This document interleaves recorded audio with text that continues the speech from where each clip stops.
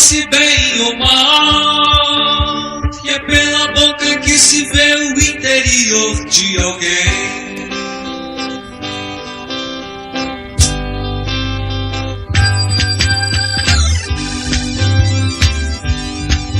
Pois do muito que há no coração, costuma a boca falar sempre assim.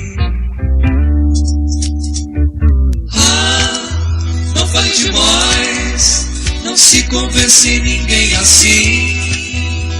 Saiba dizer o que é útil e se possa entender. Às vezes de boca fechada, sábio até se pode ser. Não fale demais, não se convence ninguém assim.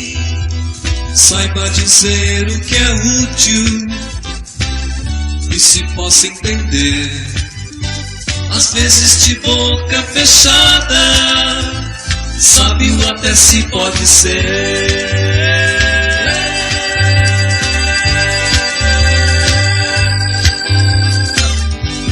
Tudo que fazemos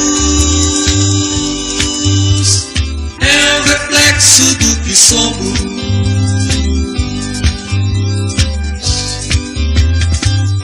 Tudo que fazemos